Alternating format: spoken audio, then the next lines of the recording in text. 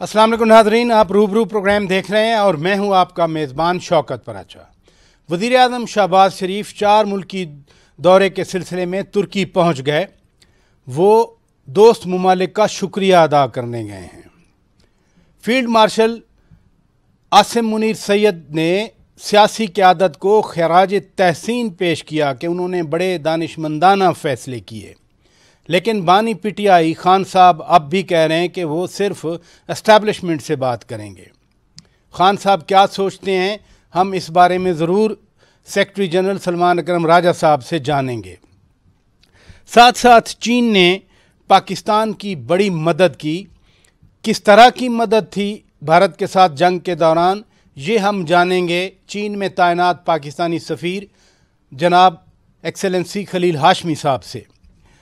फिर मुल्क की सियासत अब किस रुख पे जाएगी। भारत से जंग भी जीत ली, बाकी सारे मामला तय पा गए, तो एक तजदिया हासिल करेंगे। सीनियर सियासतदान इंजीनियर खुर्रम दस्तगीर खान साहब, नदीम अफजल चंद साहब और साबिक गवर्नर इमरान इस्माइल साहब भी आज हमारे रूबरू होंगे। ये अलग-अलग हम इनसे बात करेंगे। प्रोग्राम का आगाज़ करते हैं और बैरिस्टर सलमान अकरम राजा साहब, सेक्रेटरी जनरल पीटीआई हमारे रूबरू हैं। राज साहब, बहुत शुक्रिया, आपने वक्त दिया। भारत के ख़िलाफ़ पाकिस्तान का दिफा यकीनी बना दिया गया और army chief field marshal Asim Munir Syed ने मुल्क की मौजूदा जो सियासी हुक्मरान अलाइंस है उनका बाकायदा शुक्रिया अदा किया, सियासी क़यादत का शुक्रिया अदा किया कि उन्होंने दानिशमंदाना फ़ैसले किए। आगे क्या होगा? देखिए, आगे जो होना चाहिए वो पता नहीं होगा कि नहीं होगा। मैं तो आपको ये बता सकता हूँ कि होना क्या चाहिए। होना ये चाहिए कि इस मुल्क में हम एक मुफाहमत की फ़ज़ा पैदा करें। जो इस मुल्क की सियासी हकीकत है उसको हम तस्लीम करें। जो हमारे नौजवानों में बेदिली है उसकी जानिब हम तवज्जो दें। आप जब इलेक्शन को इतने बड़े पैमाने पे लूटते हैं जैसा 8 फरवरी 2024 को हुआ, ये कोई छोटा सानिया नहीं है। पूरे मुल्क में आपने बेदिली पैदा की। वो लोग जो इस मुल्क में अपना मुस्तकबिल बनाना चाहते थे, जो इस मुल्क से वाबस्तगी रखते थे और रखते हैं, उनके दिलों में एक बेदिली पैदा हो गई है। और इसको कोई सुने ना सुने, माने ना माने, हम जो राब्ता रखते हैं रोजमर्रा की बुनियाद पे हजारों लोगों से हम मिलते हैं, हम अब सियासत में हैं, हमारे पास हल्के से लोग आते हैं, मुल्क के तूल अर्ज से लोग आते हैं। इस वक्त मुल्क में शदीद बेदिली है और ये समझा जा रहा है कि ये मुल्क फस्तायत और जबर के दामन में बिल्कुल गुम हो चुका है। हमने इस मुल्क को निकालना है इस दलदल से। हमने ये कहना है कि ये तुम्हारा मुल्क है, तुम्हारी आवाज मोतबर है, तुम्हारा वोट मोतबर है, हुकूमत तुम्हारी मर्जी से ईमान से फैसले होंगे, तुमसे पूछे बगैर 6 नहरें नहीं बनेगी जिससे तुम्हारा पानी रहेगा। और तालीम की पॉलिसी 30% की नशो 40-50% बच्चे 15 साल की उम्र में किसी स्कूल में ना जा रहे हों, तो ये तरक्की नहीं है। राज साहब, आपने बड़ी अहम बात की कि अब सियासी मफाहमत होनी चाहिए, मफाहमत की फ़िज़ा पैदा होनी चाहिए, लेकिन बानी पीटीआई खान साहब उन्होंने फिर कहा कि वो सिर्फ एस्टैब्लिशमेंट से बात करना चाह रहे हैं। यानी मफाहमत फिर आपकी पार्टी, आपकी क़यादत दूसरी सियासी जमातों से नहीं करना चाह रही। बिल्कुल हो सकती है। देखिए, इस वक्त जो हुकूमत में जमातें हैं उनका कोई वजूद नहीं है अमलन जमीन पर। वो अवाम की रद्द करदा जमातें हैं, वो रहीन हैं इंतजामिया की, मुक्तदरा की, इस्टेब्लिशमेंट की, अपनी कुर्सियों के लिए। वो सिर्फ कुर्सियों से चिमटी हुई जमातें हैं, उनकी और कोई हकीकत नहीं है। इस मुल्क में जमहूरियत की राह में जो हायल है कुव्वत, हमें उसी से बात करना है, हमें उसी को समझाना है कि इस राह को चलने दो, इस राह को आज़ाद करो, जमहूरियत को, अवाम की हुकूक को, बुनियादी हुकूक को मौका दो। इन जमातों के पास क्या है? हम इनसे मिले थे दिसंबर जनवरी में, हमने इनके साथ 4 नशिस्तें की। हमारा इतना तकाजा था कि हमारी इमरान खान साहब से मुलाकात करा दो। उन्होंने कहा हम पूछेंगे, और उसके बाद पूछ के कहा कि नहीं, इजाजत नहीं मिली। हम मुलाकात उसी तरह कराएंगे कि आले भी नस्ब होंगे, एहलकार भी कमरे में मौजूद होंगे। एक खुले कमरे में या खुली फिजा में मुलाकात हम नहीं करा सकते, हमारा ये इस्तेकाक नहीं है, इख्तियार नहीं है। फिर हमने कहा कि 9 मई और 26 नवंबर के हवाले से अदालती कमीशन बना दो, कहा हम पूछ के बताएंगे। फिर कहा नहीं, इजाजत नहीं मिली हमें, और हम पे हमला कर दिया। हामिद रजा के घर पे, मदरसे पे हमला किया जो हमारे स्पोक्स पर्सन थे। तो ये बिल्कुल मजबूर महज लोग हैं, ये सिर्फ कुर्सियों पे वक्त गुजार रहे हैं, इसके अलावा इनके दामन में कुछ भी नहीं है, इनके हाथ में कुछ। बैरिस्टर साहब, ये फरमाइए, आपकी बानी पीटीआई खान साहब से अभी मुलाकात हुई, خاصے ہفتوں کے بعد آپ ان سے جا ملے، اس ملاقات میں کیا خاص تھا؟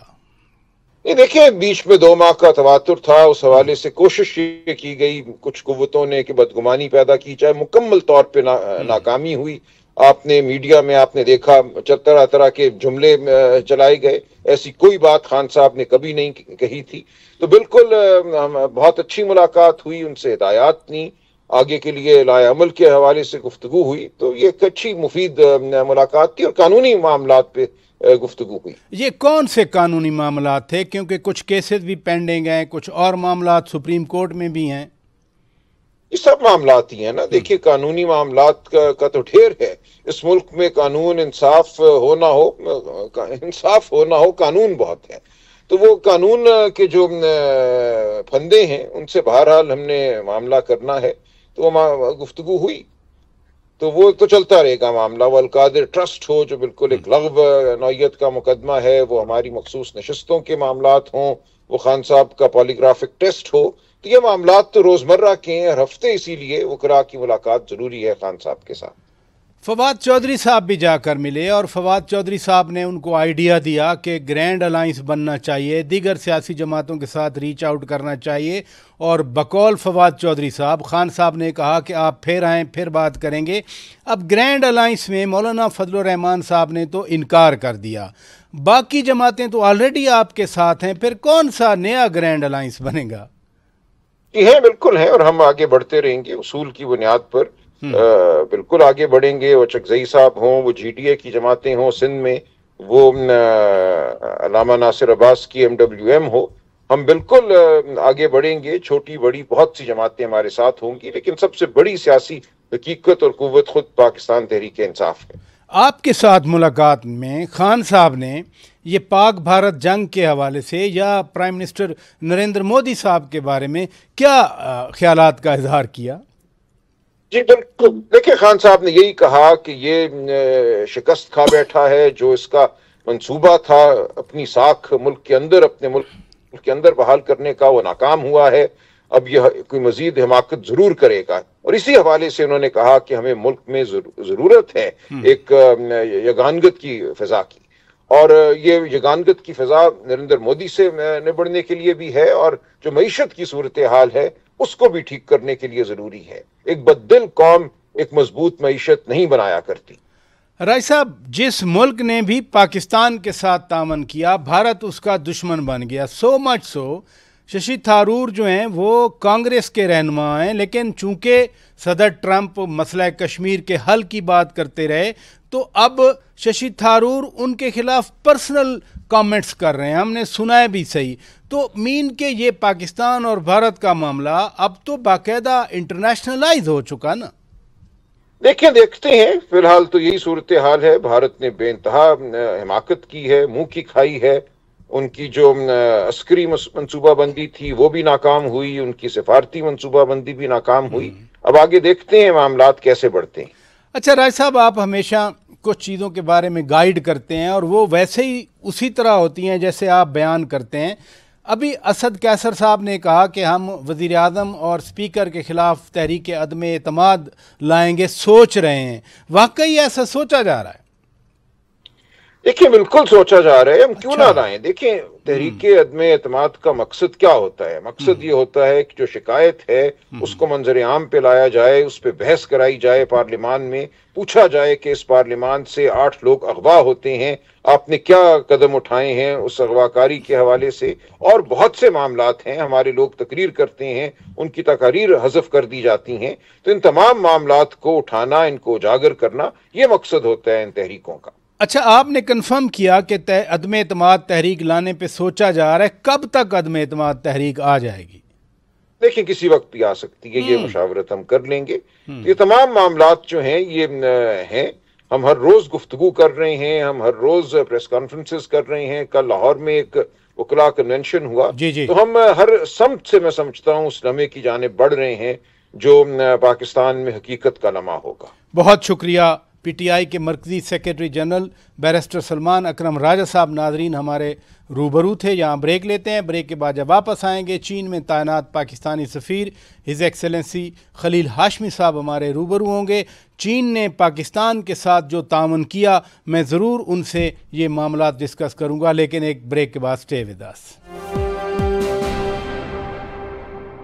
ویلکم بیک ناظرین، آپ روبرو پروگرام دیکھ رہے ہیں. آگے بڑھتے ہیں. اس وقت چین میں تعینات پاکستان کے سفیر جناب خلیل ہاشمی صاحب ہمارے روبرو ہیں. بہت شکریہ ایکسلنسی، آپ نے وقت دیا. بڑا ادھر چرچا رہا پاکستان اور چین کی دوستی کا. یہ فرمائیے حالیہ جنگ میں پاکستان کو کس طرح کا چین کا تعاون حاصل رہا؟ جی بہت شکریہ پریس صاحب. میں سمجھتا ہوں پاکستان اور چین دونوں کے بہت دیرینہ تعلقات ہیں، گہرے تعلقات ہیں، سالی تعلقات ہیں، اور یہ مختلف جہتوں میں ہیں، سیاسی، سفارتی، دفاعی اور ہمارے اقتصادی اور بہت سارے شعبے میں یہ دیرینہ تعلقات ہیں. اور جس تناظر میں آپ بات کر رہے ہیں تو یہ اس میں بھی اور ہمیشہ سے چین کی اور ہمارے آپس میں جو تعلقات کی نوعیت ہے اور ایک دوسرے کی جو مدد ہے اچھے وقتوں میں اور ہر قسم کے وقت میں، یہ ہماری جس کو ہم آئرن کلیڈ فرینڈشپ کہتے ہیں اس کا ایک شاخسانہ رہی ہے. تو میں سمجھتا ہوں کہ یہ ابھی کا موقع ہو یا پہلے تاریخ میں ایسے کئی مواقع ہوئے ہوں، چین اور پاکستان کی جو دوستی ہے یا جو تعلقات ہیں وہ 3 بنیادی اصولوں پر جو ہے وہ مبنی ہے. باہمی جو ہمارا اعتماد کا رشتہ ہے وہ بہت گہرا ہے، باہمی ایک دوسرے کی جو مدد ہے، اور باہمی جو ہم آپس میں جو کوآرڈینیشن کرتے ہیں، میوچل کوآرڈینیشن، اور جو باہمی مفاد ہے، ان اصولوں پہ ہماری جو یہ دوستی ہے وہ مبنی ہے. آپ ایکسلنسی مسلسل بیجنگ میں موجود رہے، آپ کا رابطہ بھی چینی قیادت سے ہوتا رہا. یہ 6 مئی سے 10 مئی تک چین کی قیادت کس طرح کا پیغام پاکستان کے لیے بھیجتی رہی؟ اس کے 3-4 پہلو ہیں. پہلا تو سب سے پہلے چین نے جو پیغام دیا اور وہ پبلک پیغام دیا کہ پاکستان کی خود مختاری سالمیت، اس کے لیے اس کو اپہولڈ کرنے کے لیے چین ہمیشہ پاکستان کی مدد کرتا رہا ہے اور وہ کرتا رہے گا. دوسرا، پاکستان کا جو مطالبہ تھا کہ غیر جانبدار شفاف جو ہے تحقیقات کرائی جائے جو پہلگام میں واقعہ ہوا، اس پہ بھی چین نے اس معاملے پہ پاکستان کی حمایت کا اعلان کیا اور کہا کہ یہ بالکل مناسب بات ہے اور ایسا ہونا چاہیے.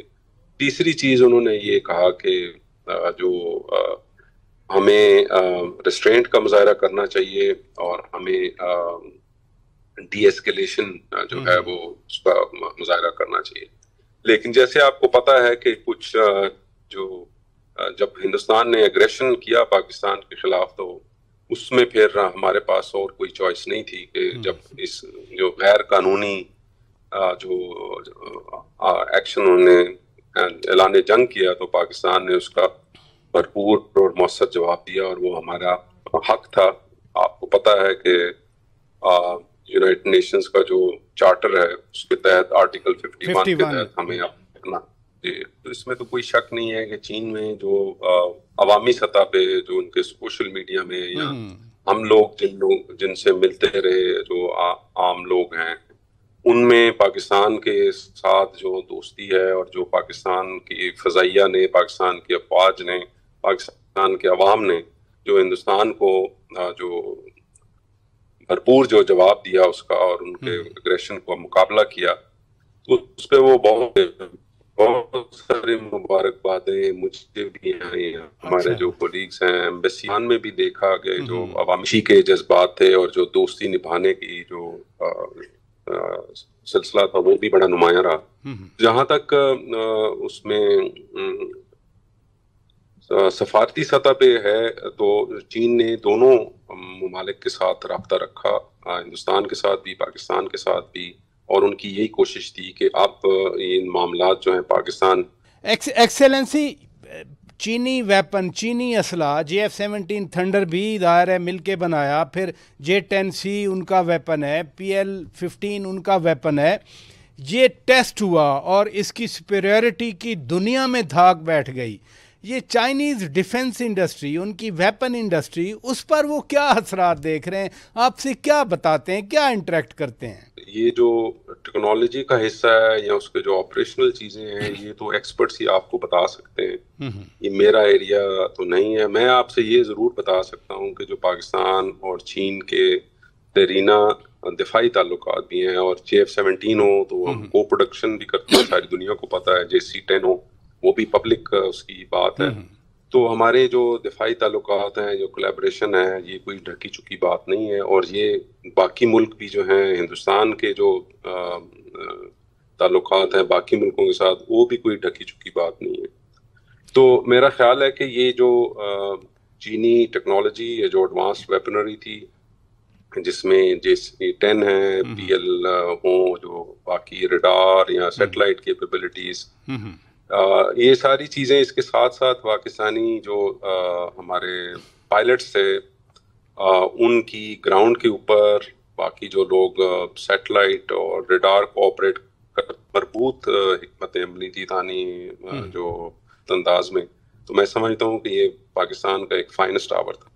فائنسٹ آور ہے یقیناً. آپ چین کی حکومت کی دونوں ملکوں سے یعنی پاکستان سے، بھارت سے رابطوں کی بات کر رہے تھے. ایک چائنیز نئی پالیسی جو صدر شی جن پنگ نے دی ہے، وہ نیبرنگ کنٹریز کے ساتھ اپنی تعلقات کو، اپنے روابط کو مضبوط کرنے کے حوالے سے. تو اس تناظر میں انڈیا کے ساتھ اب ان کی ٹینشن ہے کیا ہے؟ کیونکہ وہاں جو اروناچل پردیش ہے، اس کا نام تو چین نے اپنے نام پہ زنگنان رکھ دیا. تو یہ کیا معاملہ ان کا بڑھے گا، ٹینشن ان کی بڑھے گی؟ یقیناً جب انڈس واٹر ٹریٹی انڈیا نے معطل کی، پانی پاکستان کا بند کرنے کا دھمکی دی، تو یہاں یہ بھی امپریشن تھا کہ برہما پترا کا پانی پھر چائنا بھی روک سکتا ہے، کیونکہ in that case India is on the lower riparian case.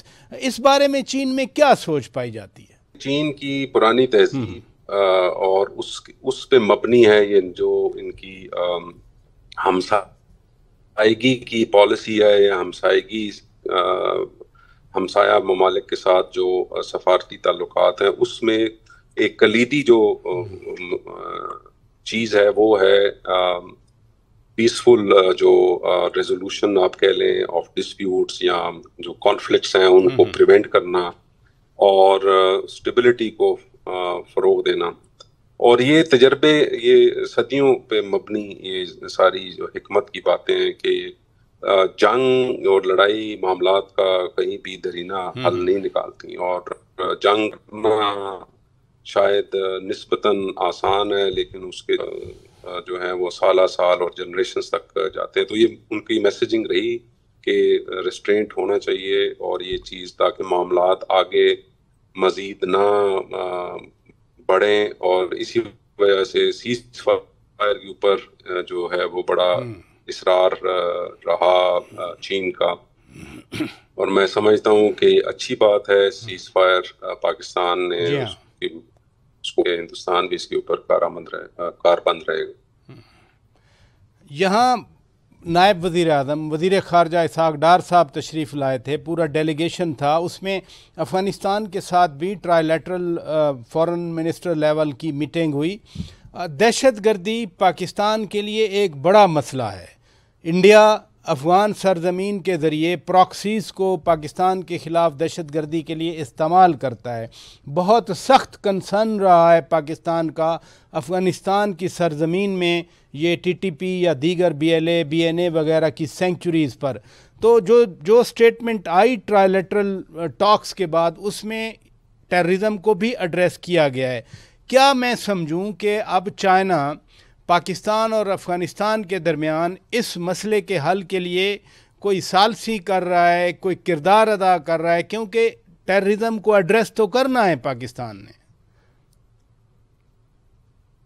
جی میں سمجھتا ہوں، میں خود اس میٹنگ میں موجود تھا، اور میں یہ وثوق سے کہہ سکتا ہوں کہ بڑے خوشگوار ماحول میں یہ میٹنگ ہوئی، بہت مفید گفتگو ہوئی، بہت مفید جو معاملات یا نکات جو ہیں ان کے اوپر اتفاق ہو. بہت شکریہ سفیر پاکستان جناب خلیل ہاشمی صاحب. ناظرین ہمارے روبرو تھے. یہاں پر بریک لیتے ہیں. بریک کے بعد جب واپس آئیں گے اس ساری صورتحال پر میں سینئر سیاستدانوں سے مختصر وقت میں تجزیہ بھی لینا چاہ رہا ہوں، اور اگلے سیگمنٹ میں ہمارے روبرو ہوں گے انجینئر خرم دستگیر خان صاحب نون لیگ سے، ندیم افضل چند صاحب پیپلز پارٹی کے مرکزی سیکرٹری اطلاعات، اور سابق گورنر سندھ جناب عمران اسماعیل صاحب ہمارے روبرو ہوں گے. اسٹے ود اس.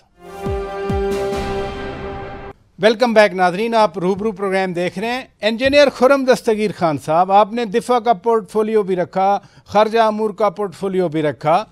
یہ سیز فائر ہے، یعنی بس جنگ بندی ہوئی ہے.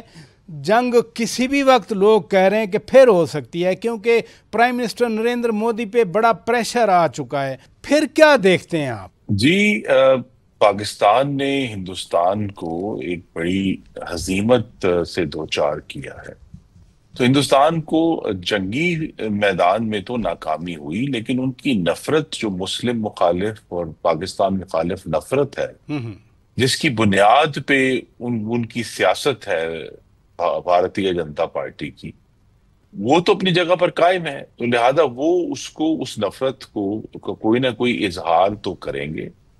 پاکستان کے پاس ایک موقع ہے کہ جب پاکستان نے اپنی ایک عسکری برتری ثابت کر دی ہے، تو اس سیز فائر کو مستقل کرنے کے لیے ایک سخت نیگوسیشن کی جائے، جس کا پہلا نقطہ یہ ہوگا کہ ہندوستان جو ہے وہ انڈس واٹرز ٹریٹی میں واپس آئے اور یہ کہے کہ یہ ٹریٹی آج بھی ویلڈ ہے، تاکہ کم از کم پاکستان کا جو ایک تصویراتی مقصد ہے، جو پولیٹیکل مقصد ہے، اس میں نمبر 1 پہ یہی ہے. اس کے بعد کشمیر ہے، اور اس کے بعد جو ایک انڈرسٹینڈنگ ابھی نیگوسیشن ہونی ہے کہ یہ طریقہ کار یا یہ ان کا جو خیال تھا، جس کو اب نیو نارمل کا انگریزی کا لفظ استعمال کیا کہ جی اگر آپ کے ملک کے اندر کوئی دہشت گردی ہوگی تو آپ اس دہشت گردی کے جواب میں بجائے تفتیش کرنے کے، ان مجرموں کو پکڑنے کے، آپ اپنا ہمسایہ جوہری طاقت کے اوپر میزائل برسانا شروع کر دیں گے. چند صاحب، یہ ویسے حیران کن بات نہیں لگتی یہ جو وسپر آتا ہے کہ ایک بار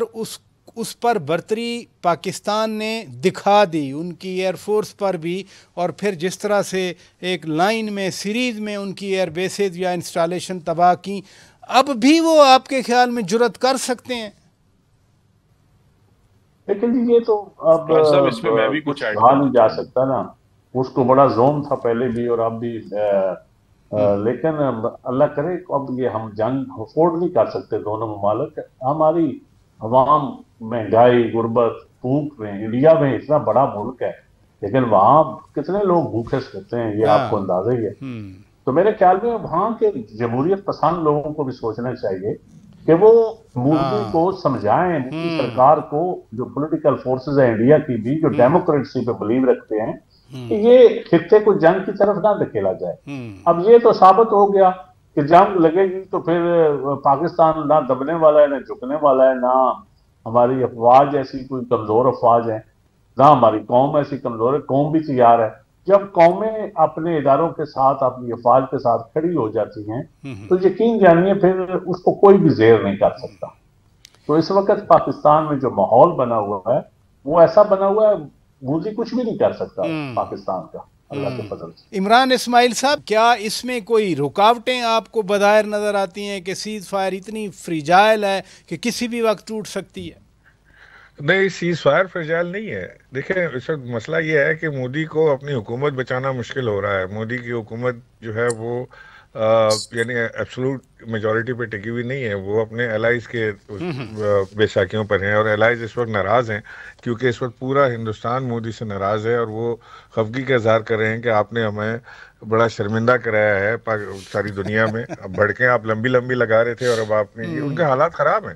مودی کے اس وقت پولیٹیکل حالات ٹھیک نہیں ہے، اور وہ اس اپنی کرسی کو بچانے کے لیے یا اپنی گرتی حکومت، ڈولتی حکومت کو کہنا چاہیے، بچانے کے لیے وہ اس طرح کی کوئی بیوقانہ حرکت پھر سے کر سکتا ہے. تو بہرحال ہمیں پورا بھروسہ ہے کہ ہماری جو افواج پاکستان ہے، ایئر فورس ہے یا نیوی ہے، وہ پوری طرح سے چوکنا ہے اور ان کی اس طرح کی بیوقوفیوں کے جواب ان کو بھرپور دیا جائے گا. لیکن ہمیں سکون سے نہیں بیٹھنا یہ سمجھ کے کہ بس جی اب ہم نے دشمن کے دانت کھٹے کر دیے اور ان کے 4 ٹھکانے تباہ کر دیے تو اس کے بعد ہم اب آرام سے بیٹھ جائیں، اب کچھ نہیں ہونا. یہ میرا خیال ہے کہ ہماری خام خیالی ہوگی اگر کوئی یہ سوچتا ہے تو، کیونکہ انڈیا کوئی دوبارہ ایسی حرکت ضرور کر سکتا ہے. انجینئر صاحب، کیا واقعی صدر ٹرمپ جو کہہ رہے ہیں کہ آپ تجارت کریں، پاکستان اور بھارت کے درمیان تجارت بحال ہو سکتی ہے؟ این ڈی ایم اے آپ نے ایک آئیڈیا دیا تھا نان ڈسکریمنیٹری مارکیٹ ایکسیس کا، جو موسٹ فیورڈ نیشن کے برابر تھا تقریباً. جی، صدر ٹرمپ جو ہیں وہ جو امریکہ کی ایک روایتی اسٹریٹیجک کیلکولس ہوتا ہے، تصویراتی سوچ جو ہے، اس کے برعکس صرف تجارت اور میں تو یہی کہوں گا معاشی سودوں کے اوپر اپنی فارن پالیسی کا انہوں نے واضح طور پر اندیا دے دیا ہے کہ وہ ان کو اس سے بہت کم پرواہ ہے کہ ہندوستان کو انہوں نے کہا ہوا ہے کہ وہ چین کے خلاف ان کا جو ہے وہ ہواری ہوگا. وہ کہتے ہیں جی ہندوستان کے ٹیرفز بہت ہائی ہیں، اور میں تو انہوں نے واضح کہا کہ جی میں ایپل کو کہوں گا کہ وہ ہندوستان کی بجائے امریکہ میں اپنے آئی فونز بنائے. جی جی. لیکن ساتھ ہی جو ہے اگر یہ سارا معاملہ آگے بڑھتا ہے پھر ایک وقت میں آ کر مناسب وقت میں اس پہ تجارت کی بحالی پر غور کیا جا سکتا ہے. اس وقت یہ موقع نہیں ہے. ہمیں تو ابھی اپنا اعتماد بحال کرنا ہے. پچھلی دفعہ بھی جو پوری تیاری تھی 2014 میں نان ڈسکریمنیٹوری مارکیٹ ایکسس کی، اس میں رکاوٹ ہی یہ آئی کہ ہندوستان کی حکومت بدل گئی اور انہوں نے آتے ہی جو ہے وہ سارا جو تیاری کی گئی تھی تقریباً مکمل تھا کام، اس کو انہوں نے اس کے بعد اس طرف دیکھا ہی نہیں کہ وہ پاکستان کی طرف تجارت کو جو ہے بحال کرے. اور پھر آپ کو معلوم ہے کہ 2019 کے بعد ہندوستان پہلی دفعہ یہ کام کیا کہ انہوں نے خود کہا کہ ہم تجارت بند کر رہے ہیں، اور وہ اس وقت سے بند ہے. تو لہٰذا ہمیں جو ہے وہ ہمارے پاس یہ آپشن موجود ہے. لیکن یہ تو بہت بعد کی بات ہے کہ جب ایک خاص حد تک دونوں ملکوں میں چلے بنیادی اعتماد بحال ہو تب اس پر بات ہو سکتی ہے. اس وقت تجارت کی بحالی جو ہے آپشن نہیں. ندیم افضل چند صاحب، یہ ماضی کی باتیں ہو رہی ہیں. نومبر 2008 میں ممبئی حملے ہوئے، اس وقت کے صدر اور آج کے صدر آصف علی زرداری صاحب نے ایک تجویز دی تھی. مجھے اچھی طرح یاد ہے کہ ڈی جی آئی ایس آئی ہمارے ان کے کاؤنٹر پارٹ سے کانٹیکٹ کریں یا جائیں وہاں پر بات چیت کریں، کیونکہ پاکستان کے ہاتھ صاف تھے. لیکن آپ کو بھی یاد ہوگا کور کمیٹی کے اجلاس میں آپ بیٹھتے تھے ایوان صدر میں، اس تجویز کی مخالفت کی گئی. اب N S A D G I S I کو بنایا گیا ہے، این ایس ایز کے دفاتر کا کانٹیکٹ بھی ہو گیا. آپ کیا سمجھتے ہیں کہ صدر زرداری کا ویژن اس وقت جس کی مخالفت کی گئی آج وہی راستہ دے رہا ہے ویژن صدر زرداری صاحب کا؟ دیکھیں، زرداری صاحب کا جو ویژن تھا نا انڈیا کے بارے میں، چائنا کے بارے میں، ایک جو ٹریڈ کے حوالے سے، سویپ بینکنگ اور بہت ساری چیزیں ہیں، سی پیک کے حوالے سے اور بہت سارے حوالوں سے، وہ آج ایگریکلچر کے حوالے سے، اور یقین جانیے آج سارے وہی سوچ رہے ہیں. لیکن میں سمجھتا ہوں کہ کشمیر اور بلوچستان میں جو پراکسیز وہ کر رہا ہے یا اور کشمیر کے عوام کے اوپر جو ظلم ڈھا رہا ہے، اس پہ بات چیت ہو جائے تو بیسٹ روٹ ہمارا ٹریڈ کا افغانستان، پاکستان، انڈیا، اگر یہ تینوں ملک ہی آپس میں ٹریڈ کر لیں تو ہمیں آپ سوچ نہیں سکتے کہ ہماری اکانومی کو یا ہمارے لوگوں کو کتنا فائدہ ہوگا. تو میرے خیال میں ٹریڈ کرنے سے کوئی حرج نہیں ہے. ہمیں پڑوسی ممالک کے ساتھ اچھے تعلقات ہونے چاہیے. اب 2025 ہے، دنیا کہاں پہنچ گئی ہے، ہم آج بھی جنگیں لڑ رہے ہیں. تو میرے خیال میں یہ انڈیا کی بھی جو لبرل فورسز ہیں، جو ماڈریٹ فورسز ہیں، جو لیفٹ کے لوگ ہیں، ان کو بھی سوچنا چاہیے. اور وہاں جو انتہا پسند، لیکن پاکستان میں اس وقت انتہا پسندانہ سوچیں، کیونکہ ریاست ان کو بیک اپ نہیں کر رہی، کوئی پولیٹیکل فورس ان کو بیک اپ نہیں کر رہی، تو ختم ہو گئی. اور پاکستان میں اس وقت سچویشن آپ کے سامنے ہے. ورنہ اس سے پہلے کوئی جنگ ہوتی تھی یا کوئی ٹریڈ کا نام لیا جاتا تھا تو دھرنے شروع ہو جاتے تھے، احتجاج شروع ہو جاتا تھا اور مذہب کا ٹچ شروع ہو جاتا تھا. کونسلیں بنی ہوئی تھیں، کونسلیں بنی ہوئی تھیں چند صاحب. تو اب میرے خیال میں وہ کونسلوں کا خاتمہ، وہ جہادی تنظیموں کا خاتمہ، یہ ہماری ریاست کی اولین ترجیح تھی اور آج بھی ہے. اور میں سمجھتا ہوں کہ ایک بہتر پاکستان ہم اسی صورت میں جا سکتے ہیں کہ ہم دنیا کے ساتھ تجارت کریں، پڑوسی ممالک کے ساتھ تجارت کریں. کیوں نہ کریں، کرنی چاہیے، ضرور تجارت کرنی چاہیے. اور ہمیں تعلقات آپس میں ٹھیک کرنے چاہیے. جنگ کے نشے میں، جنگ کی طاقت میں، جنگ کی تباہی سے، جنگیں دیکھیں تباہی لاتی ہیں، جنگیں کوئی حل نہیں ہوتی. تو میرے خیال میں اب ہمیں امن کی طرف جانا چاہیے اور یقیناً اور تجارت سے ہی امن آئے گا. جی امن کا تو سب کا خواب ہے کہ امن ہونا چاہیے. عمران اسماعیل صاحب، یہ تجارت کا ابھی وقت نہیں، پہلے دیگر مسائل پر بات کریں، اور تجارت جو ہے وہ امن کے لیے ضروری ہے، لیکن جو انٹرلوکیوٹرز ہیں، جو مذاکرات کروا رہے ہیں، جنہوں نے سیز فائر کروائی، میں پریزیڈنٹ ٹرمپ صاحب کی بات کر رہا ہوں، وہ تو فوکس ہی تجارت پہ کر رہے ہیں.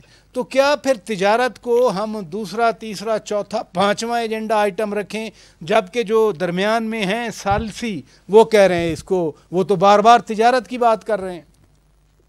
نہیں دیکھیں، یہ بات بالکل ٹھیک کی خرم دستگیر صاحب نے کہ تجارت کا مرحلہ بھی آئے گا، لیکن وہ بعد میں آئے گا. ابھی ہمارے بہت سارے پینڈنگ ایشوز ہیں انڈیا کے ساتھ. ہم کشمیر کا ایشو ریزالو کیے بغیر ہندوستان سے دوستی نہیں کر سکتے. یہ مسئلہ ہمیشہ سر تلوار کی طرح لٹکتا رہے گا. آپ ابھی کھول دیں، کل پھر بند ہو جائے گا. تو کشمیر کا مسئلہ حل ہونا بڑا ضروری ہے. اس کے اندر جو بھی ثالثی کرنا چاہتا ہے یا یونائٹڈ نیشن کے ریزولوشن کے تحت اس کو حل کرنا ہے، جس طرح بھی کشمیریوں کی مرضی سے کرنا ہے، لیکن اس کا حل انتہائی ضروری ہے پاکستان انڈیا کے تعلقات کو بہتر کرنے کے لیے. اس کے علاوہ میں کوئی حل اس کا دیکھتا نہیں ہوں. آئیڈیل سچویشن تو یہی ہے نا جی، کہ ہم ہندوستان کے ساتھ ہمارے بارڈر بھی کھل جائیں، ٹریڈ بھی کھل جائے، لوگوں کا آنا جانا بھی شروع ہو جائے، ٹورزم بھی کھل جائے، سارا کچھ ہو جائے. لیکن اگر یہ سب نہیں ہو سکتا، یہ جب تک نہیں ہو سکتا کہ جب تک کشمیر سے مسئلہ حل نہیں ہوتا. بہت شکریہ، آپ نے وقت دیا. ناظرین، ہماری طرف سے اتنا کچھ. اپنے میزبان شوکت پراچا کو اجازت دیجیے. خدا حافظ.